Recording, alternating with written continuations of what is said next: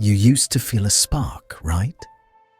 Whether it was your career, a creative hobby, or just the buzz of being with friends. There was an energy that pulled you forward. But lately, that connection feels weak. The fire you had has cooled down, and you're left with a kind of indifference you can't quite put your finger on. It's like the colors of your life have faded. The music you loved is now just background noise. The goals that once drove you feel like they belonged to someone you don't even know anymore. You look at your life, at all the things that are supposed to bring you joy, and you feel nothing. A strange, unsettling quiet has taken over, and with that quiet comes a little bit of panic. A voice in your head that whispers, "Is this it? Am I broken? Is this just depression? Have I lost myself for good?" You might feel lazy, unmotivated, and totally adrift. You see other people who are still passionate and enjoying things, and it just makes you feel more alone, like a ghost in your own life. Now, before we go any further, it's important to say this. If this feeling is constant and overwhelming, it could be a sign of depression, and seeking support from a professional is always a brave and healthy step.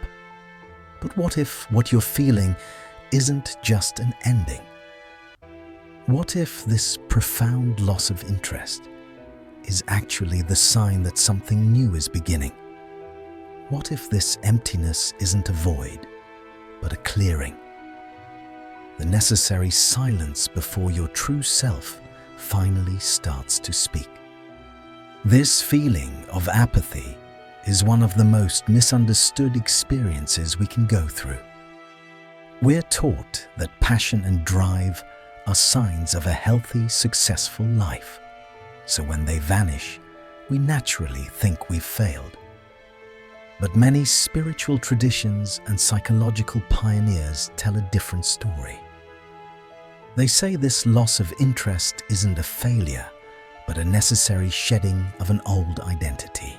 Think of yourself as a snake that has outgrown its skin.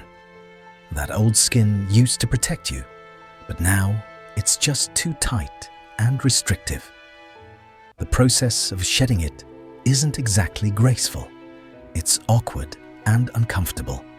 In the same way, you're shedding an old version of yourself. The hobbies, relationships, and goals that are losing their taste were all part of that old skin. They fit the person you were, not the person you're becoming. We can look at this transformation through a few different lenses that help paint a clearer picture. First, from a spiritual perspective, like that offered by thinkers such as Abraham Hicks, everything is energy. You have a personal vibration, and for years you've been attracting people and experiences that matched your old frequency. But now, something inside you has shifted. You've started to tune into a new station. This loss of interest is a sign of a vibrational change. You're no longer a match for the things that once excited you. The silence you feel is just the space between stations.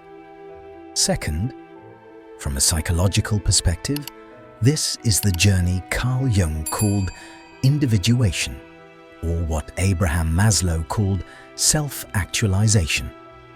For most of our lives, we operate from a personality we've constructed, the persona or the mask we show the world. It's shaped by our family, culture, and experiences. But at a certain point, our deeper self starts asking for something more authentic. The loss of interest you're feeling is a sign that the old mask just doesn't fit anymore. The motivations that used to work for your ego are no longer enough because your true self is waking up. And third, from an emotional healing perspective, this is a kind of emotional detox. Your spirit is doing a deep spring cleaning. Over the years, we all pick up emotional baggage and limiting beliefs. The apathy you feel is your soul's way of gently prying your fingers off the things that are no longer serving you, creating the space needed for real healing and the birth of something new. So, this doesn't have to be a breakdown. It could be a breakthrough in disguise. It is the sacred pause that comes before all true creation. Now, let's explore the signs that confirm you're in this powerful shedding process. The first and clearest sign is a quiet, subtle detachment from the world around you. This isn't some big, angry rejection of your life. It's more like the emotional charge has just faded. Your career, which you might have spent years building, suddenly feels like a role you're playing in someone else's movie. The ambition you once had is replaced by a quiet indifference. You go through the motions, but the fire is gone. It doesn't necessarily feel bad, it just feels empty. The same thing happens with your hobbies. The guitar you love to play gathers dust. The books you were excited to read sit untouched. It's not that you suddenly hate these things. It's more like the energetic thread connecting you to them has been cut. This detachment can also creep into your social life. Gatherings you once looked forward to now feel draining. The idea of making small talk feels exhausting. You might find yourself cancelling plans, not out of anger, but from a simple lack of energy to perform.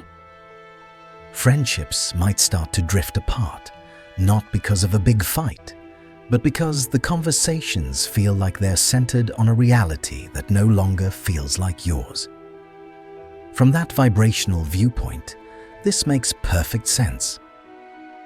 The people and activities in your life were a match to your old frequency. As your inner world changes, your outer world has to follow. You're becoming vibrationally incompatible with your old reality. The detachment isn't a loss, it's a recalibration. Psychologically, this is the mask, the persona that Jung talked about, beginning to dissolve. You've played the part of the good employee, the loyal friend, the creative person for so long, you may have mistaken the mask for your real face. Now, your authentic self is stirring, and it doesn't want to wear the mask anymore. This creates a gap where detachment is born. You feel disconnected from your life because, in a way, it's not your life anymore. It belonged to the person you used to be. As you detach from your outer world, something new starts happening on the inside. You begin to question everything. And this isn't just casual curiosity. It's a deep, soul-shaking inquiry that challenges the very foundation of your life. The questions just start bubbling up. Is this all there is? You might ask yourself, looking at the life you've so carefully built, is this what I really want? Or is this just what I was told I should want? This questioning spreads to every part of your world. You question your values, realizing that many of the beliefs you held about success or love weren't actually yours. They were inherited from your family, your culture, or your education. You question your relationships. You look at the people around you and ask, does this connection truly feed my soul, or does it drain me? Is this based on real love, or just habit and a fear of being alone? You question your whole path. The 5-year plan, the career ladder, it all suddenly seems random, like a script you never agreed to. An urge for a life with deeper meaning starts to grow, even if you have no clue what that looks like.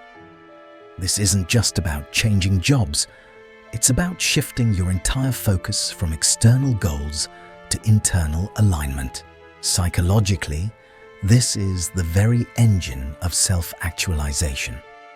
You're tearing down the identity that was handed to you, so you can finally discover the authentic self you were born with. Jung believed we have to separate from the collective, the unconscious programming of society, to become a true individual. This questioning is you declaring your independence. Emotionally, this can be a bumpy ride. When you question your beliefs, you often dig up the buried emotions tied to them. Questioning your idea of success might bring up old feelings of shame. Questioning a relationship might trigger a deep fear of abandonment. This is a sign of profound healing. Your soul is bringing these wounds to the surface so they can finally be seen and integrated. As your old world fades and the big questions pop up, you'll notice another major shift. A deep, nagging craving for solitude. Being alone stops feeling like a punishment and starts feeling like a necessity. It feels like coming home. The noise of the world, which might have been exciting before, now just feels harsh. Big social events can feel completely overwhelming. You find yourself retreating, looking for quiet. This isn't you being antisocial, it's spiritual self-preservation. You're being pulled inward into a sort of cocoon to undergo this metamorphosis. Just like a caterpillar needs the chrysalis to become a butterfly, you need solitude to process these huge shifts. In the silence, you can finally hear your own voice, separate from everyone else's opinions. When you do decide to be social, you'll notice you're looking for something different. Small talk becomes almost physically painful. You have no more patience for gossip or complaining. You crave depth. You crave real, vulnerable, meaningful conversations. You'd rather sit in comfortable silence with one person than make pointless chatter with 20. This is because your own energy is becoming more refined. You're becoming more sensitive to the truth behind people's words, and you're no longer willing to spend your energy on interactions that drain you. You're looking for people who are on your new frequency. Psychologically, this is a classic introverted phase of personal growth. Jung taught that self-realization requires a journey into our inner world. That journey doesn't happen at a loud party. It happens in the quiet of the self. Your desire for solitude is a sign that you're ready to begin this sacred inner work. This is a time to honor your need for quiet, to connect with nature, to journal, or to just be still and listen. You're not hiding from the world. You're turning toward yourself to hear the wisdom that's ready to come through. If this is hitting home for you, just take a moment to acknowledge how far you've come. This isn't an easy path. And if you'd like to keep exploring this journey, consider subscribing for more insights to support your transformation. This next sign is the most confusing and often the scariest part of the whole process. You start to feel both intense emotional sensitivity and a profound emptiness, sometimes at the same time. On one hand, your emotions are dialed up to 11. You might find yourself crying at a beautiful sunset or feeling a random wave of sadness wash over you. Old memories can surface with shocking intensity. It's as if the emotional armor you've built up over your life has been stripped away, leaving you raw and open. This is your heart opening up, releasing old, suppressed energy. But on the other hand, you also feel a vast, echoing emptiness inside, a void. This is the nothingness that many spiritual and psychological paths talk about. It's the feeling that the core of you has been scooped out. Where there was ambition, there's now a void. Where there was passion, there's a void. This emptiness is terrifying for the ego. The ego needs to be something. It needs a label, a story. To the ego, emptiness feels like death, and in a way, it is. This experience is often called the dark night of the soul. It's the collapse of the old illusions that gave your life structure. But here's the secret. This emptiness is not a void to be feared. It's the womb where your new self can be born. It's not an absence, it's a presence. It is the presence of pure potential. You're being emptied out so you can be filled with something real. Psychologically, this is the sacred pause between the death of the old self and the birth of the new one. You've successfully torn down the false persona, but the authentic self hasn't fully taken shape yet. You're standing in the space between stories.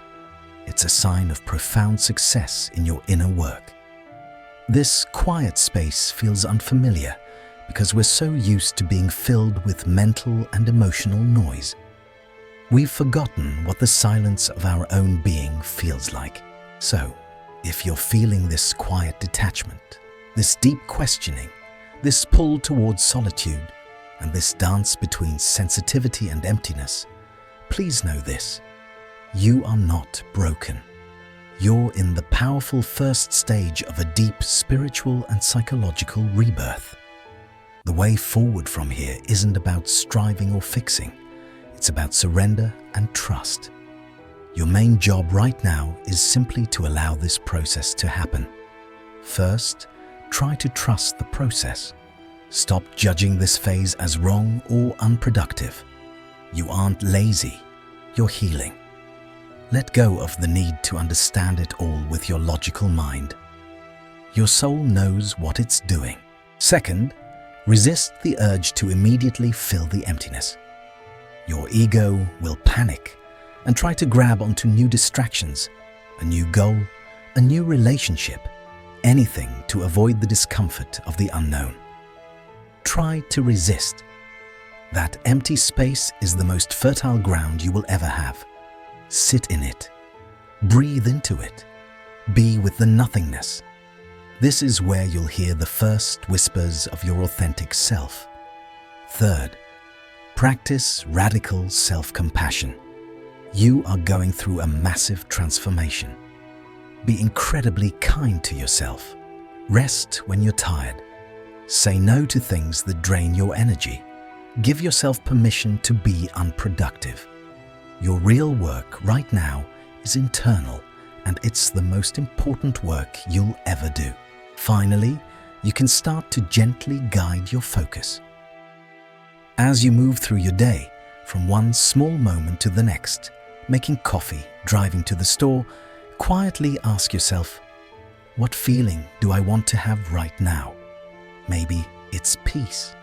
Maybe it's clarity. Maybe it's just ease. This simple practice begins to steer your energy toward the new reality you're creating, without the pressure of having to figure out your entire life's purpose all at once. This period of losing interest is temporary. It's the quiet of the dawn before the sun rises. The passions that come back will be different. They'll come from a place of authentic expression, not a need for approval. The joy that returns will radiate from a deep, unshakable connection to your true self. You are not falling apart. You are falling into place. If you have walked through this fire, please share your experience in the comments. Your story might be the sign that someone else needs to see today, to know that they aren't alone. You are not lost. You are simply on a path that is being laid, stone by stone, in the quiet of your own being. This is not the end. It's the beginning of everything real.